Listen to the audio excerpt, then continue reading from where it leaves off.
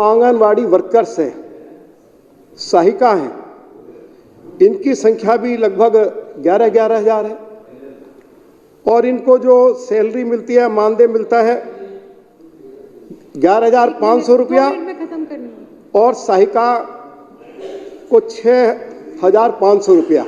अच्छा, कम से कम इनको मिनिमम वेज दिया जाए। मैं आपके माध्यम से सरकार को आग्रह करता हूं और इनको नियमित करने की भी मांग करता हूं। आशा वर्कर्स की संख्या दिल्ली में 6500 है। ये विषय क्या है? देखिए, इस हाउस में ये मेरी बात सुन लीजिए। मैं फिर आप मुझे रोक, मेरी बात सुन लीजिए एक मिनट। मैं 2 मिनट में अपनी बात को मैं 2 मिनट में अपनी देखिए मेरी बात तो सुन लीजिए। आप मेरी बात तो सुन लीजिए। इस हाउस में आदरणीय स्वास्थ्य मंत्री श्री सौरभ भारद्वाज जी ने जब मैंने ये विषय उठाया था तो उन्होंने इस हाउस को आश्वासन दिया था कि इन सभी जितने भी हमारे टेम्परेरी कर्मचारी हैं, चाहे वो आशा वर्कर्स हैं, आंगनवाड़ी वर्कर्स हैं, चाहे गेस्ट टीचर्स हैं, ये विषय नहीं इस पर उन्होंने कहा तैयार होकर आए, चर्चा कराएंगे।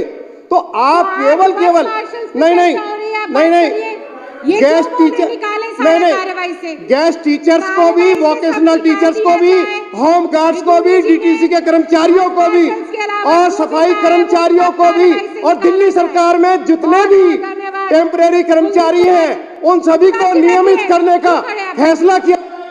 ऋतुराज जी बैठे। कुलदीप कुमार जी अपना वक्तव्य रखेंगे। धन्यवाद।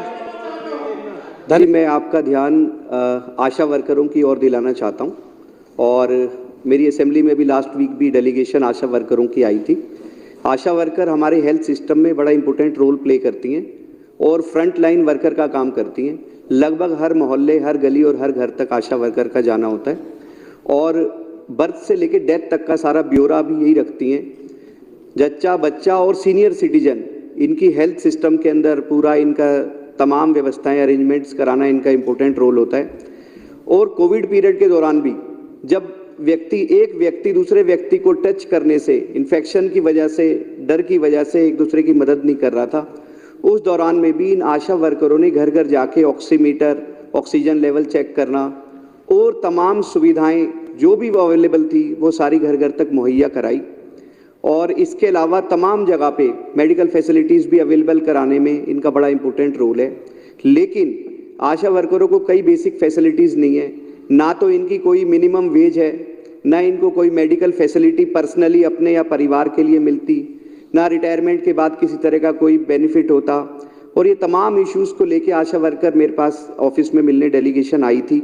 मेरी आपसे रिक्वेस्ट है कि आशा वर्कर जो इतना इम्पोर्टेंट रोल हमारे हेल्थ सिस्टम में प्ले करती हैं, इनके लिए कुछ सोचा जाए, कोई मिनिमम वेज का कुछ ऐसा प्रावधान किया जाए जिससे इनका भी परिवार है, सारी सुविधाएं इन तक भी पहुँचे, बेसिक फैसिलिटी जो ये दूसरों तक पहुँचाना चाहती हैं, कम से कम इनको और इनके परिवारों को भी वो फैसिलिटीज़ मिलनी चाहिए, चाहे वो फाइनेंशियल बेनिफिट्स हैं, चाहे वो मेडिकल बेनिफिट्स हैं। और आपने अपनी बात रखने का मुझे मौका दिया।